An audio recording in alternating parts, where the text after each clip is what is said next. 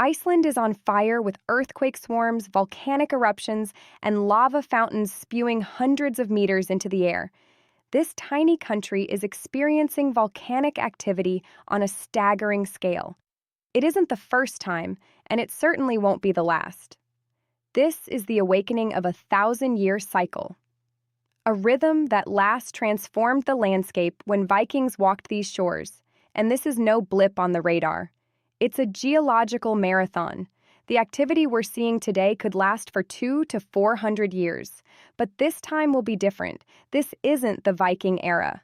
Today, Iceland is a modern nation of geologists and engineers who aren't going to take this lava invasion lying down. As the ground tears apart beneath their feet, they're attempting the impossible to out-engineer a continent pulling itself in two.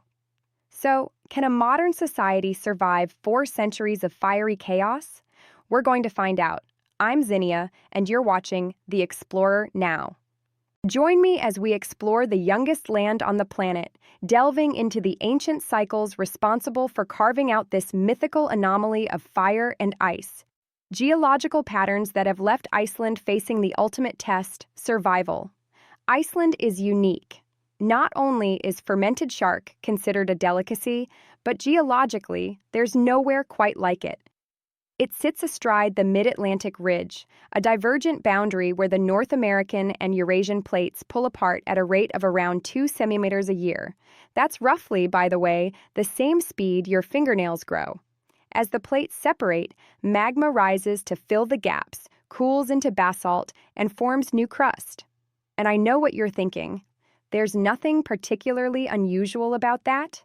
But over millions of years, this process has built the longest mountain range on Earth, running down the center of the Atlantic Ocean. Almost all 16,000 kilometers lies 2 to 3 kilometers beneath the waves. That is, until you reach Iceland. Here, land pokes its head above the surface. Why? Well, Iceland isn't just on a tectonic plate boundary. Here, the Mid-Atlantic Ridge intersects another geological phenomenon, a mantle hotspot. These are best known for creating island chains such as Hawaii, the Galapagos, and the Canary Islands, all of which, I might add, lie in the middle of tectonic plates, not at the edge. The hotspot under Iceland instead creates the geological equivalent of a pressure cooker left on high for millions of years, turning an already active boundary into something far more volatile, producing a third of all the lava that's erupted onto Earth's surface in the last 500 years, which is not bad for a country smaller than England. Now, mantle hotspots are somewhat of an enigma, which is sort of a nice way of saying that scientists don't exactly know what causes them.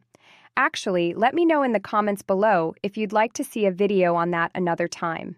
But for now, what we need to know is that they are driven by columns of unusually hot, buoyant rock rising from deep within the Earth and pushing up through the mantle, and that they can last for tens of millions of years.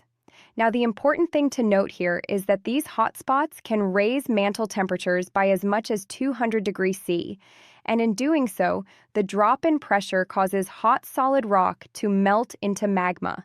The result is an unusually thick crust up to 40 kilometers compared to typically 7 kilometers and enough buoyancy to lift the ridge out of the ocean. And voila, an island, or in this case, an Iceland. This is the only inhabited mid-ocean ridge on Earth. In fact, visit Thingvellir National Park and you can literally stand in the separation zone between 2 continents. But it's what's inside that ridge that's problematic. We often talk about tectonics in the past tense. But in this case, the problem is present. Very present. Iceland is a mere teenager in geological terms. The oldest rocks found in the West Fjords and the Eastern Fjords are just 16 to 18 million years old, which is basically yesterday compared to continental Europe's half-billion-years-old crusts. And if you thought that was impressive, well, wait for this. When you move south, the land gets even younger still. It is only 3 to 7 million years old in places like the Reykjanes Peninsula. And remember that name. It's somewhere we're going to come back to. Now, just off the south coast is the youngest land on the planet. In the 1960s, the island of Surtsey erupted into existence from beneath the sea. The island is a pristine natural laboratory, allowing scientists a rare chance to study an island from birth.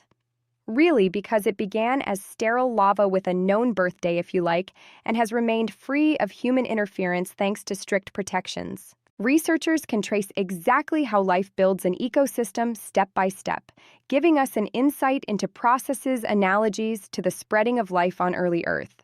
But Iceland's youth isn't only interesting for the sake of scientific research and this video.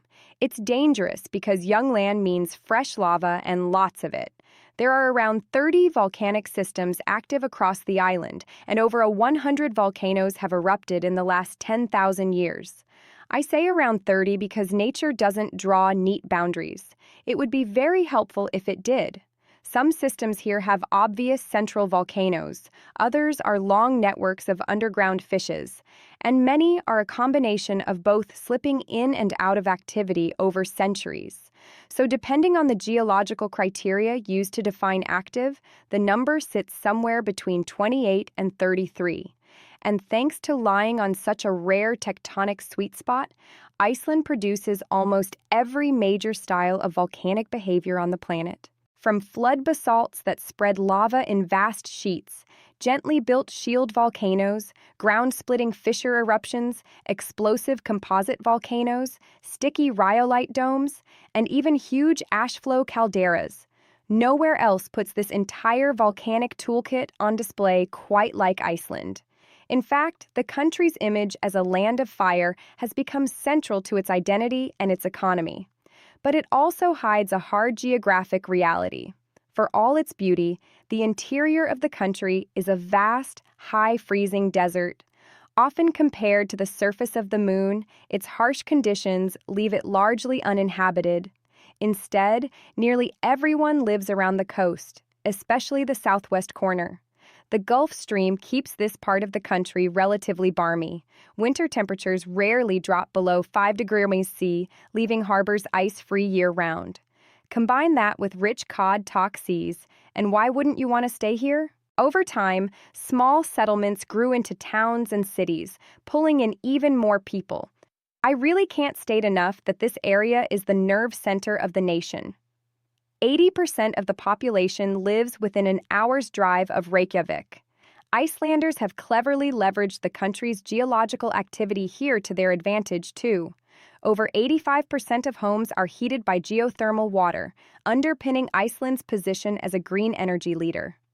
High-temperature geothermal fields where hot water and steam circulate above shallow magma bodies are tapped by boreholes. Housing, swimming pools, and even pavements are warmed by the earth itself. Imagine that. Underfloor heating while you walk to the shops. That's my kind of luxury. But with this growth comes new vulnerabilities. More people means more infrastructure now sits in places that will be affected by future eruptions. And by future, I don't mean in hundreds of years. I mean as soon as tomorrow. Because something even more sinister is brewing below the surface. In late 2019, something changed. Earthquakes shook the ground beneath Fagradalsfjall, an area less than an hour's drive from Reykjavik. And I'm sorry for my pronunciation here, Icelanders. Let me know how I get on. They started small, but soon multiplied and strengthened. By early 2021, more than 40,000 earthquakes shook the region in a matter of weeks in what's known as seismic swarms. Terrifying, absolutely, but also a geological warning.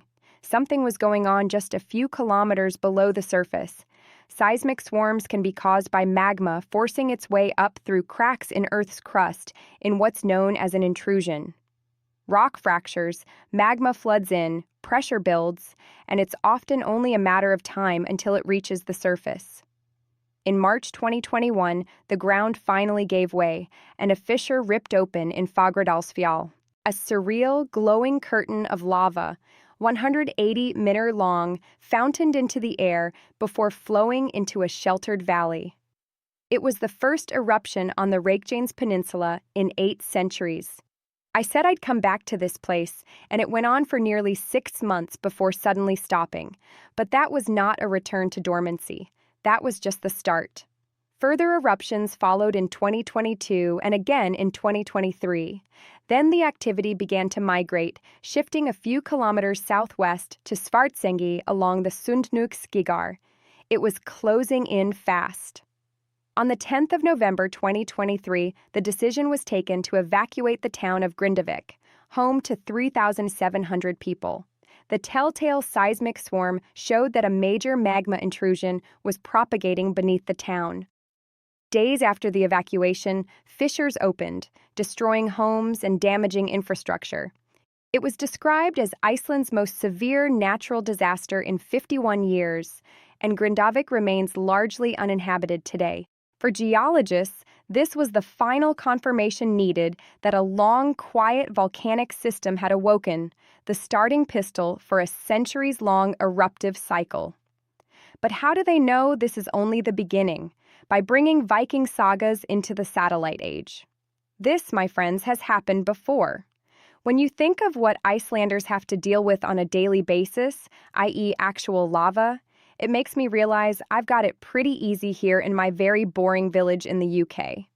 And I've got a bit complacent over the years, truth be told. I mean, there's literally a pub and a pond here. That's it. My biggest worry right now is why did I throw my Pokemon cards away in 1998? And all that nonchalantness has given strangers a free ticket into my house without me realizing. It's kind of crazy when you think about it. We do everything we can to protect our families physically, don't we? We buy life insurance. We lock the doors at night. We install security cameras. I mean, I've got about 7 of the things here. I'm an Alfred away from a Bruce Wayne-style surveillance operation. But the biggest vulnerability might be the digital map leading to the mother lode inside the house. My data. That's why I'm using Delete Me. It proactively removes my home address, phone number, and family details from the internet. So don't wait for a scare to happen. Be proactive. Remove the digital breadcrumbs that lead the bad guys to your front door.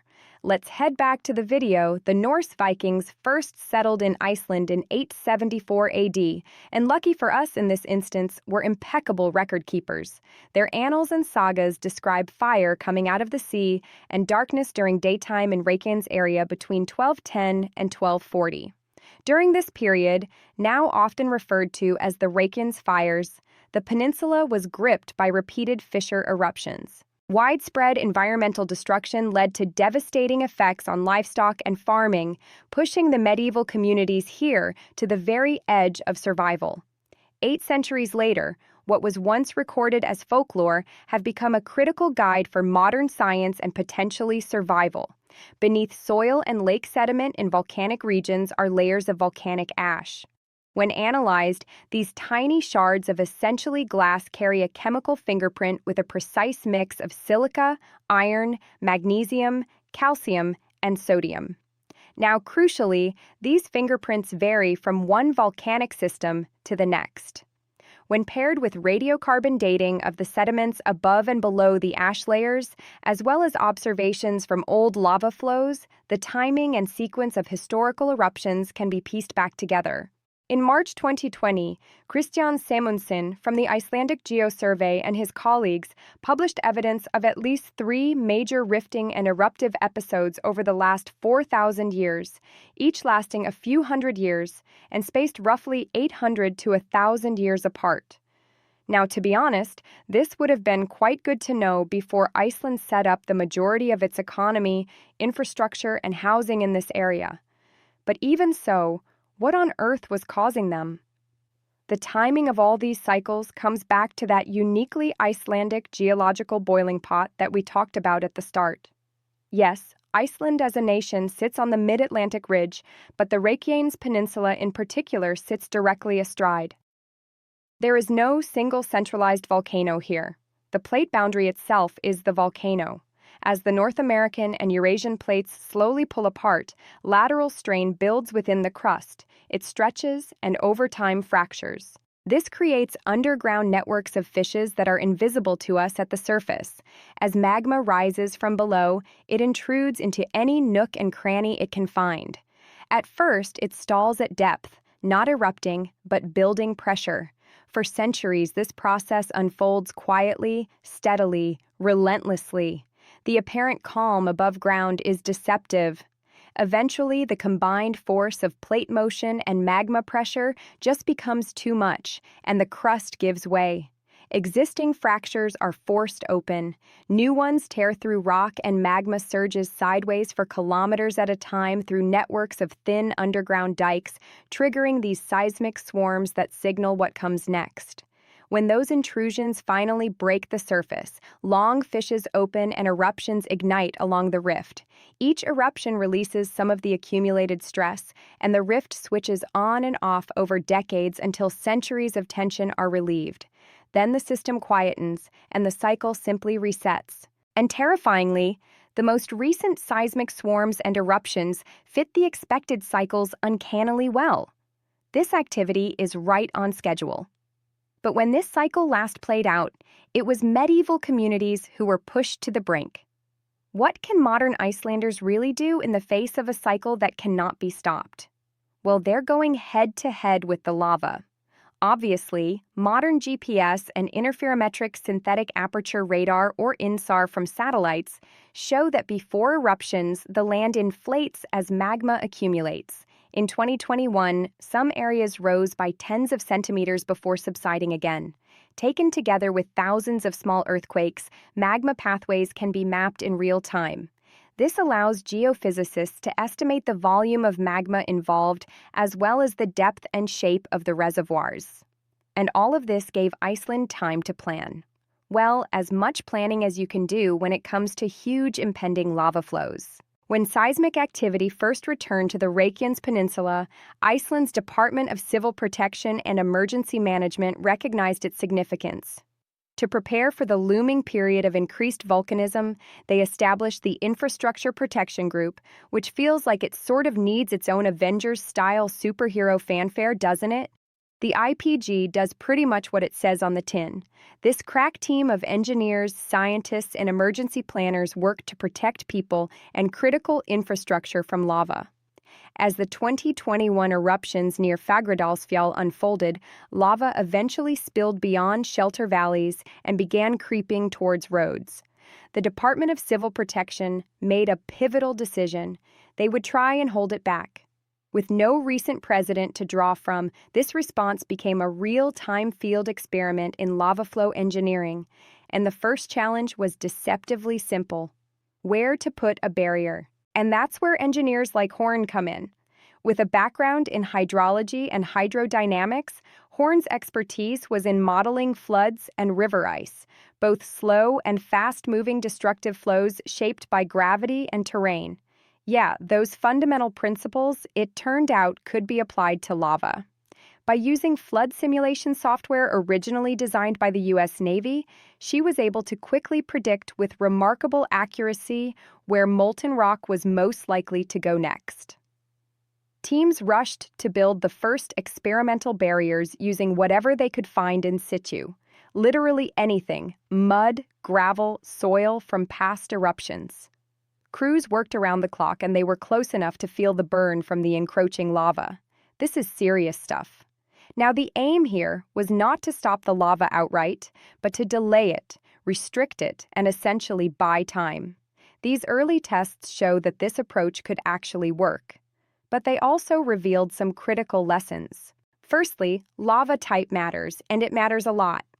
Lava is chunky and rough. When this hit a barrier, it thickened and piled up like a sort of geological porridge. So, if you want to stop it, your walls need to be built like a medieval fortress. Pahoho lava, on the other hand, is smooth and much runnier, behaving more like honey, if we're doing the breakfast metaphor thing. Interestingly, drone surveys showed that it flowed over dams, but could be redirected using angled berms. And it was this piece of information that immediately suggested that a barrier doesn't have to stop lava flow. It just needs to guide it. These initial field trials, made up as they were going along, led to the most ambitious lava defense project ever attempted.